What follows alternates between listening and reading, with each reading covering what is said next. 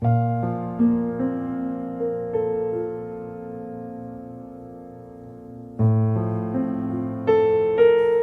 jemaat Tuhan, apa kabarnya?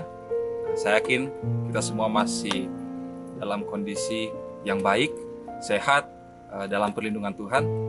Di tengah situasi pandemi COVID-19 saat ini, Tuhan masih tetap memberikan kita kesempatan untuk beribadah kepadanya. Mari Bapak Ibu jemaat sekalian, saya ajak kita semua untuk menenangkan hati kita, pikiran kita bersaat teduh, saat teduh mulai.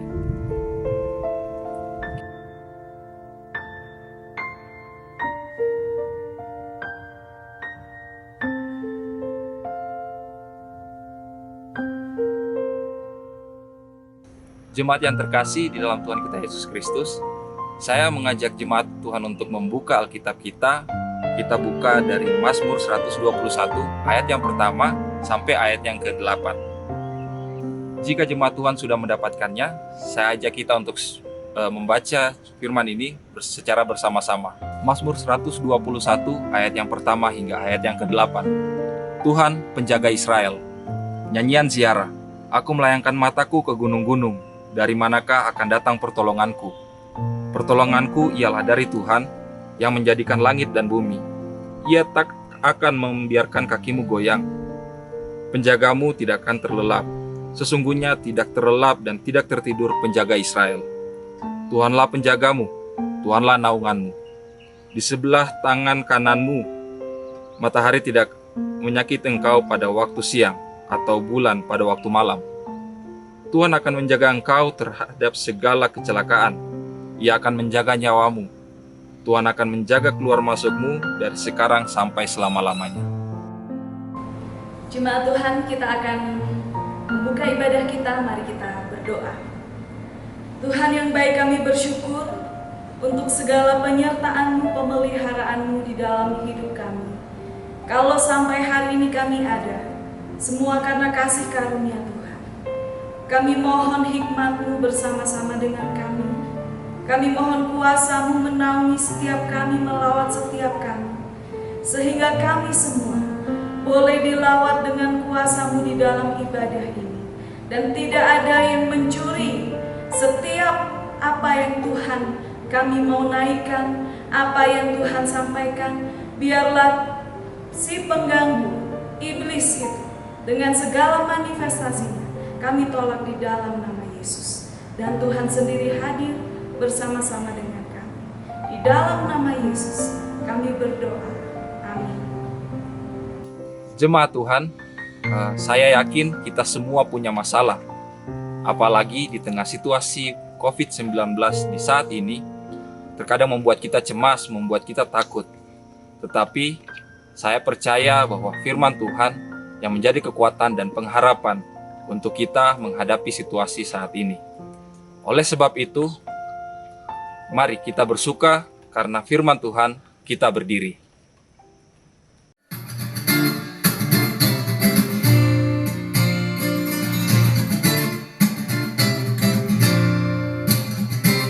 Berdiri atas firman-Mu yang diberi dari dulu kala, dari zaman purba dicintai, dihargai tidak terhingga.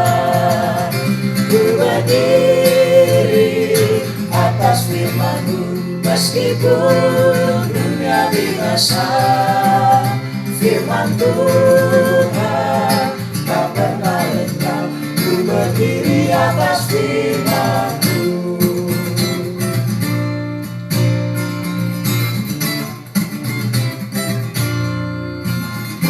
Ku berdiri atas firman-Mu, sabda yang suci serta benar, setia terang bagai kita, dengan kemuliaan yang besar.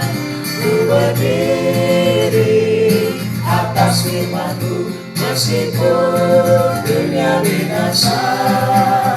Firman Tuhan tak pernah lenyap, ku berdiri atas atas firman-Mu.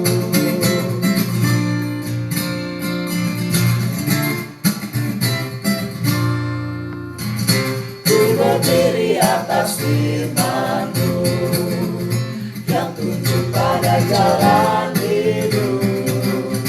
Ia baris dan semua kata, berisi roh Allah yang hidup.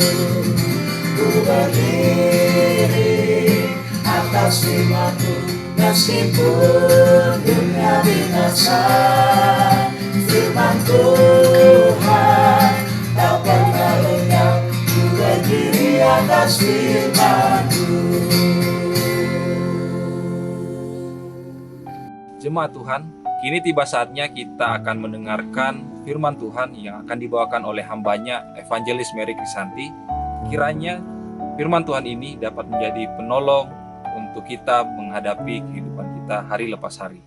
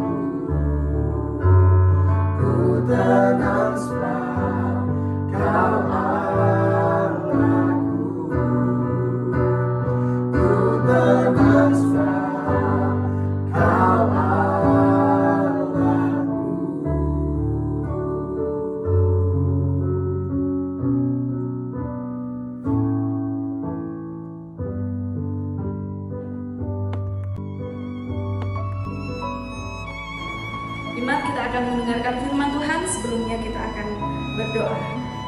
Bapa, kami datang kepadamu bersama dengan jemaat Tuhan. Kami mohon Tuhan, Engkau akan menolong kami di dalam perenungan firman Tuhan kami. Lawat setiap kami dimanapun kami berada saat ini. Tuhan, Engkau akan menolong mengerti maksud Tuhan di dalam firman-Mu. Tuhan, Kau akan mengurapi hamba-Mu dengan kuasa yang daripada Roh-Mu, sehingga setiap apa yang keluar dari mulut hamba-Mu adalah berasal daripada Tuhan. Terima kasih Bapa, kami siap untuk mendengarkan firman-Mu. Di dalam nama Yesus kami berdoa. Amin. Shalom jemaat Tuhan, kita akan kembali belajar tentang kehidupan doa, dan hari ini kita belajar tentang kehidupan doa dari hambanya Daud. Ya, kita melihat bahwa banyak orang yang mulai mengeluh, bahkan mulai putus asa gitu ya, ketika seseorang berdoa kemudian tidak mendapat jawaban, dan dikatakan, saya sudah capek berdoa, saya sudah malas untuk berdoa, sudah berapa lama saya berdoa dan tidak pernah ada jawaban.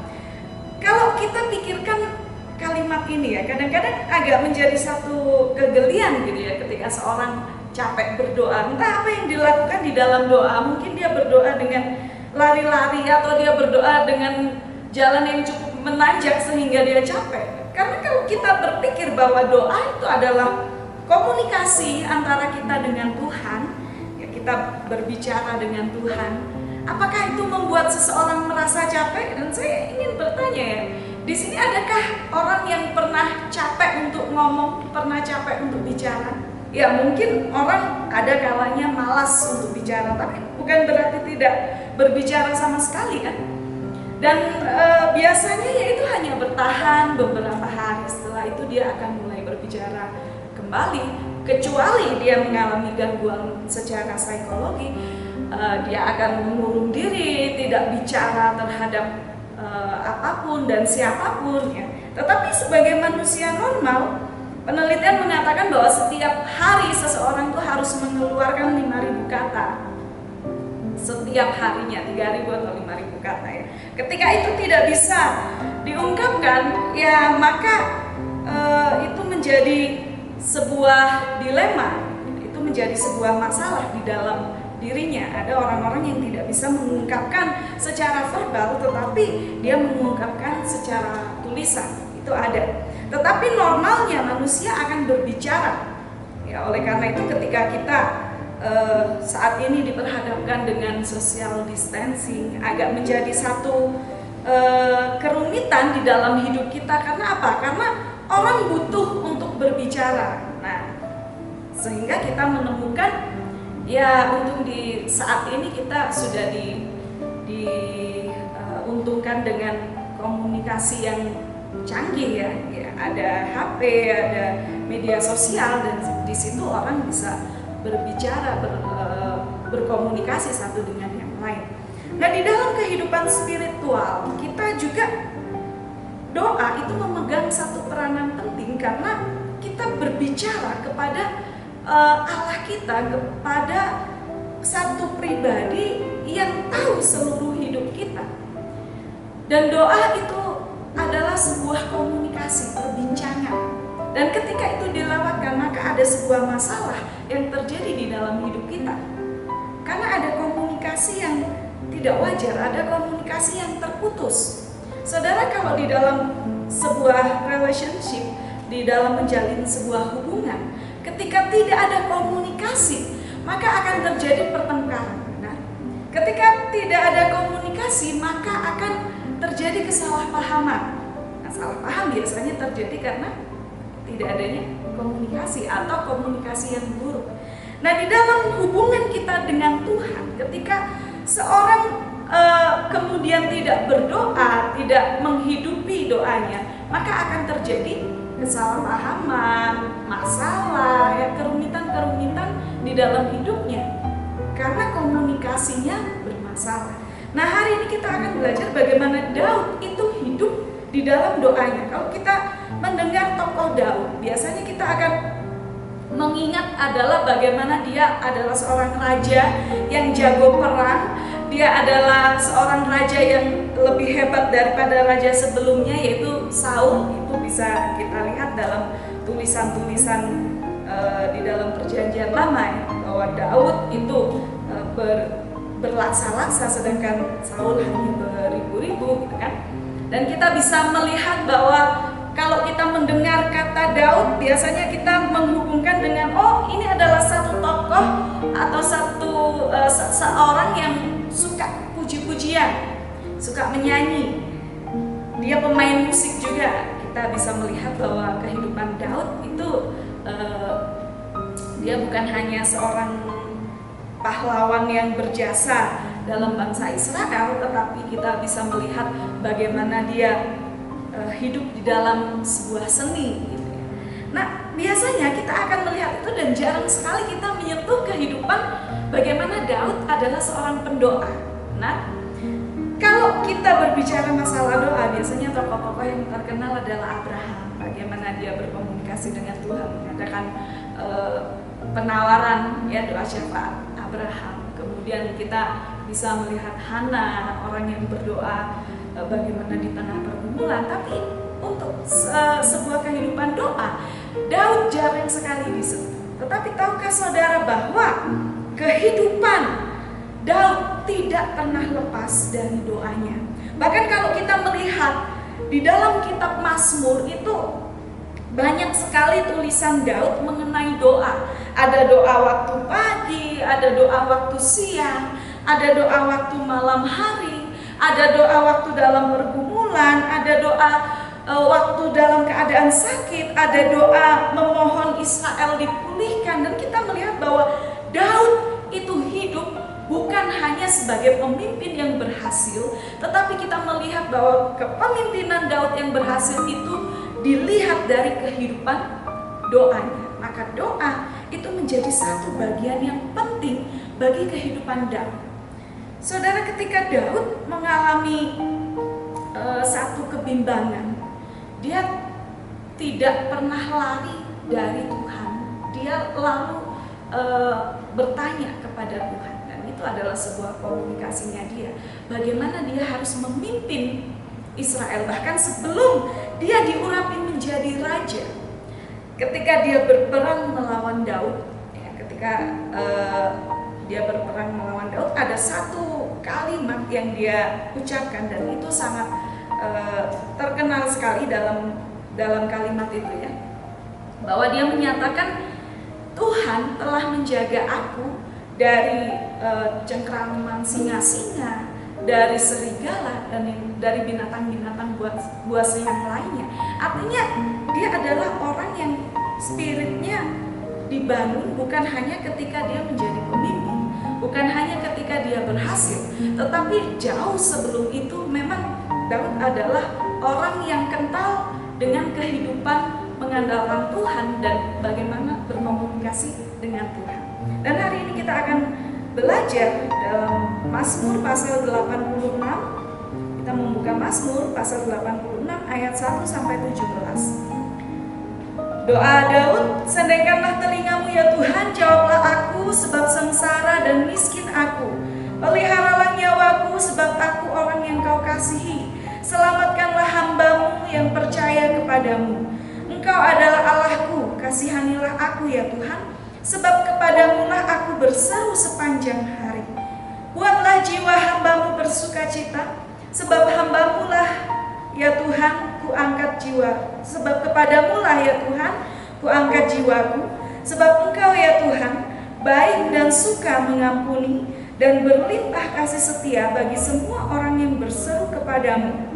Pasanglah telinga kepada doaku ya Tuhan, dan perhatikanlah suara permohonanku. Pada hari kesesakanku aku berseru kepadamu, sebab Engkau menjawab aku. Tidak ada seperti Engkau di antara para Allah ya Tuhan, dan tidak ada seperti apa yang Kau buat.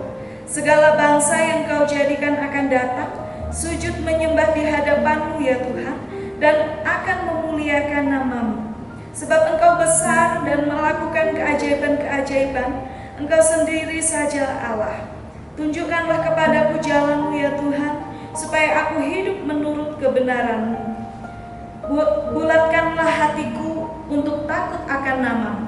Aku hendak bersyukur kepadamu ya Tuhan, Allahku, dengan segenap hatiku, dan memuliakan nama-Mu untuk selama-lamanya. Sebab kasih setiamu besar atas aku, dan Engkau telah melepaskan nyawaku dari dunia orang mati yang paling bawah. Ya Allah, orang-orang yang angkuh telah bangkit menyerang aku, dan gerombolan orang-orang yang sombong ingin mencabut nyawaku dan tidak mempedulikan Engkau. Tetapi Engkau ya Tuhan, Allah penyayang dan pengasih, panjang sabar dan berlimpah kasih setia. Berpalinglah kepadaku dan kasihanilah aku. Berilah kekuatan-Mu kepada hamba-Mu dan selamatkanlah anak laki-laki hamba-Mu perempuan. Lakukanlah kepadaku suatu tanda kebaikan, supaya orang-orang yang membenci aku melihat dengan malu bahwa Engkau ya Tuhan telah menolong aku dan menghibur aku. Ini adalah doa Daud ketika dia sedang berada dalam satu pergumulan, dan kita tahu bahwa Daud banyak sekali mengalami pergumulan, tetapi kita melihat bahwa seorang raja biasanya itu punya yang namanya penasehat. Tetapi sebelum Daud ini mungkin dia berkomunikasi dengan penasehat-penasehatnya, dia terlebih dahulu berdoa kepada Tuhan. Dia terlebih dahulu bertanya kepada Tuhan. Dia tahu kepada siapa dia mengadukan segala perkaranya dan meminta hikmat Tuhan itu. Kita bisa melihat ini satu perbandingan ketika Saul mengalami masalah, dan waktu itu Nabi Tuhan sudah menolak dia, dan kita lihat dalam firman Tuhan, roh Tuhan sudah tidak ada lagi dalam diri Saul. Maka dia pergi ke orang pintar. Orang pintar ini dalam tanda kutip ya pintar bohong, pintar bukan pintar secara sains, tetapi orang yang mempunyai ilmu hitam, atau orang yang dianggap bisa melihat kejadian-kejadian. Dan kita tahu bahwa di dalam kehidupan kekristenan itu sangat sekali ditentang oleh firman Tuhan. Tetapi Saul pernah melakukan itu ketika dia ditolak oleh Tuhan. Ketika nabinya, kemudian waktu itu Samuel sudah meninggal, tolong panggil lagi Samuel. Ini satu hal yang membedakan bagaimana kehidupan Saul dengan kehidupan Daud. Salomo juga pernah jatuh di dalam kehidupannya ketika hikmat Tuhan juga tidak lagi menguasai dia dengan roh Tuhan, tetapi Salomo lebih mengandalkan kepintarannya sehingga dia lupa untuk berkomunikasi dengan Tuhan, untuk bertanya kepada Tuhan. Apakah Daud orang yang berbeda? Ya, Daud orang yang berbeda. Daud selalu bertanya kepada Tuhan. Sekali waktu dia tidak bertanya kepada Tuhan, dia mengalami satu pergumulan yang berat, dan kemudian dia waktu itu dikejar-kejar oleh Saul, dan kemudian dia berpikir adalah bagaimana kalau saya pura-pura gila saja, karena waktu itu dia sedang berada di daerah musuh. Ada orang bijak berkata bahwa tempat persembunyian yang paling aman adalah di dekat musuh, gitu kan. Nah, Daud mencoba ke sana, dan rupanya ada yang mengenali dia, dan kemudian dia berpura-pura gila, dan di saat itulah dia mengalami satu kejadian yang tidak baik karena dia lupa berdoa. Tetapi di sepanjang pergumulannya, di sepanjang hidupnya, Daud selalu mengandalkan Tuhan. Daud selalu bertanya kepada Tuhan. Bahkan ketika dia harus menetapkan satu strategi perang, dia bertanya kepada Tuhan, Tuhan, apakah Engkau serahkan bangsa ini harus maju, atau saya harus mundur, atau saya harus diam saja? Dan di situ Tuhan menjawab. Kemudian kita berpikir, ya enak ya kalau kemudian dijawab dengan Tuhan secara tepat, tetapi saya berdoa gak pernah dijawab. Saudara, doa itu bukan ketika kita hanya butuh kepada Tuhan, tetapi ketika kita mengandalkan Tuhan dan berkomunikasi secara terus-menerus dengan Tuhan. Doa Daud yang pertama itu meminta Tuhan untuk menyendengkan telinganya. Di ayat yang pertama Daud berkata, sendengkanlah telingamu ya Tuhan. Ini artinya Daud meminta Allah memperhatikan segala pergumulannya. Biasanya ketika kita dalam sebuah masalah, ketika kita dalam satu situasi yang tidak baik ya, tidak bagus, kita seringkali menjadi sensitif. Kita minta ada orang yang terus memperhatikan kita. Kita maunya ada orang yang mengerti pergumulan kita. Tetapi ingatlah saudara bahwa manusia di dunia ini tidak pernah bisa mengerti kita dengan sempurna. Oleh karena itu Daud dengan tepat memilih Tuhan untuk memperhatikan, untuk mendengar curhatannya, untuk mendengar bagaimana keluh kesahnya. Walaupun zaman dahulu Daud bisa meminta tadi ya kepada penasehatnya, atau Daud kemudian bisa berbicara kepada yang lain, tapi Daud tidak memilih itu. Jadi Daud memilih untuk datang kepada Tuhan. Kenapa? Karena yang kemudian dia mengetahui bahwa dia adalah Allah yang mengasihi. Di ayat yang ketiga kita bisa melihat, Engkau adalah Allahku, kasihanilah aku. Daud tahu bahwa Tuhan adalah Allah yang mengasihi, Allah yang tidak meminta sesuatu hal kepada Daud tanpa satu alasan, yaitu kasih. Nah, kehidupan Daud ini sungguh amat sangat menjadi faktor yang bisa kita teladani di dalam kehidupan kita. Bagaimana dia menentukan segala kehidupannya dengan mengandalkan Tuhan. Ada 5 yang dibuat oleh Daud, ya, kata kerja yang dibuat oleh Daud, permintaan yang dibuat oleh Daud di dalam firman Tuhan ini. Yang pertama, dia meminta Allah memperhatikan dia. Di ayat yang pertama, sendengkanlah telingamu. Kemudian yang kedua, peliharalah nyawaku, sebab aku orang yang kau kasihi. Daud tahu benar bahwa dia adalah orang yang dikasihi Tuhan. Kenapa? Karena dia selalu membangun hubungan dengan Tuhan. Kalau kita menjadi orang yang dikasihi Tuhan, maka kita tahu dengan pasti bahwa Allah itu adalah pemelihara hidup kita. Jadi Daud meminta Allah memelihara nyawanya. Kemudian yang ketiga, selamatkanlah hambamu. Ini artinya dalam satu situasi yang benar-benar menuntut Daud untuk membuat satu keadaan di mana dia perlu diselamatkan. Ini menuntut Daud untuk adanya seorang pahlawan, dan dia tahu di situ hanya Tuhan. Kemudian yang berikutnya adalah buatlah jiwa hambamu bersukacita. Saudara, ada begitu banyak kebahagiaan di dunia ini, ada begitu banyak faktor yang membuat kita bahagia, tetapi kita ingat bahwa kebahagiaan kita itu tidak kekal. Dan Daud tahu dengan pasti bahwa hanya orang yang dikasihi Tuhan, orang yang dekat dengan Tuhan, dan hanya Tuhan yang bisa membuat orang bersukacita. Justru ketika di dalam pergumulan, untuk kita bersyukur, untuk kita senang, untuk kita bersukacita, itu agak susah. Ya, tetapi firman Tuhan katakan kita harus bersukacita itu senantiasa. Artinya dalam segala keadaan, dalam segala situasi, kita harus bersukacita. Dan yang membuat itu bersukacita bukanlah keadaan, bukanlah lingkungan kita, bukan harta kita, tetapi Tuhan. Buatlah aku bersukacita, buatlah jiwa hambamu bersukacita. Sebab kepadamu lah ya Tuhan, ku angkat jiwaku. Dan ini satu hal yang menarik bahwa Daud menghidupi doanya ini bukan hanya ketika dia dalam pergumulan. Kita melihat bahwa di dalam hal apapun dia mengandalkan Tuhan. Di dalam doanya dia terus menjaga komunikasi bersama dengan Tuhan. Di dalam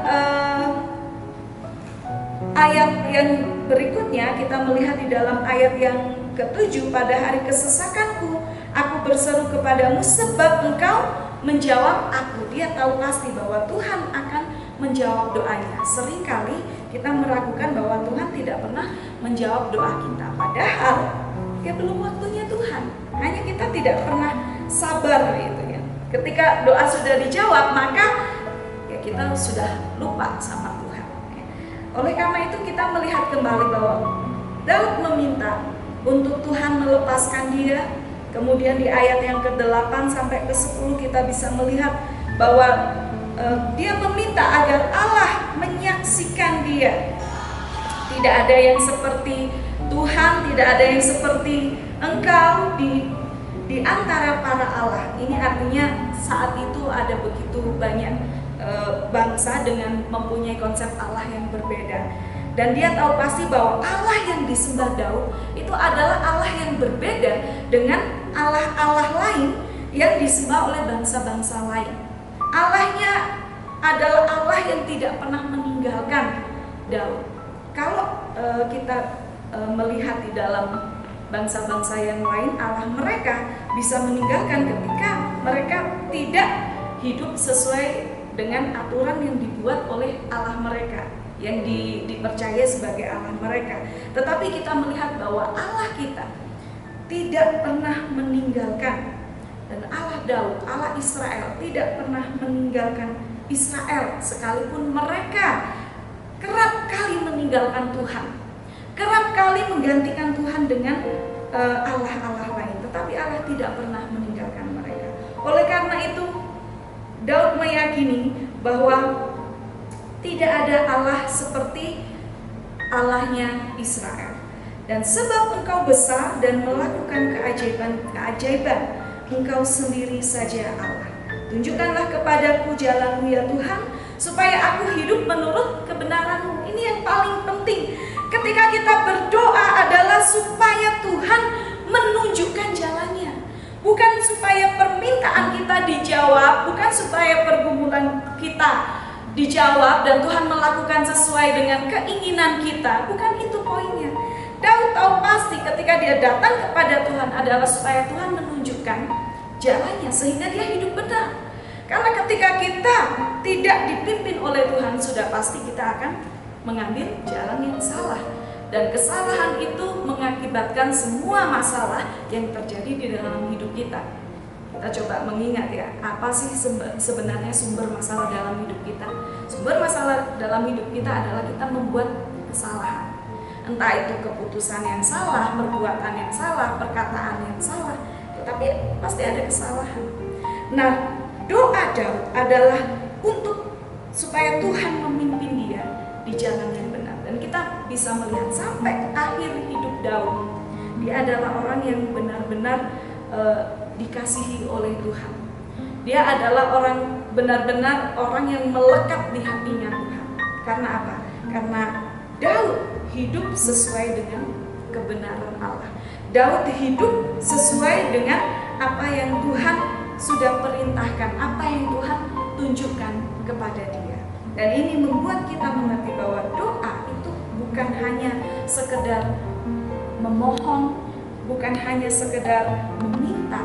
Sebagai pemimpin terutama harus menghidupi kehidupan doa. Kita melihat bagaimana Daud berhasil adalah ketika dia menghidupi doanya. Di dalam doa Daud kita bisa melihat hal yang paling sering dilakukan adalah mengucap syukur. Ya, di ayat 13 kita bisa melihat, sebab kasih setiamu besar aku, dan engkau telah melepaskan nyawaku dari dunia orang mati. Dan kemudian dia di situ bersyukur. Di ayat 12-13 itu adalah ucapan syukur Daud. Jadi ketika kita berdoa, kita bukan hanya mengeluh saja, tetapi kita harus mengucap syukur atas apa yang Tuhan buat. Dan kemudian dia merendahkan diri. Di ayat 16, berpalinglah kepadaku dan kasihanilah aku, berilah kekuatan. Saudara, ketika saudara tidak punya kekuatan untuk mengasihi orang lain, tidak punya kekuatan untuk berdiri di dalam pergumulan saudara, maka saudara mesti datang kepada Tuhan untuk berdoa. Seperti yang dikatakan Daud, berpalinglah kepadaku, kasihanilah aku, berilah kekuatanmu kepada hambamu, selamatkanlah anak laki-laki hambamu perempuan. Jadi dia memohon belas kasihan Allah, dia memohon kekuatan dari Allah, karena sudah tidak ada lagi kekuatan untuk melawan pergumulannya. Dalam hidup kita seringkali kita diperhadapkan dari itu. Tetapi percayalah bahwa ketika kita datang kepada Tuhan, Tuhan akan memberikan kekuatan untuk melewati pergumulan kita.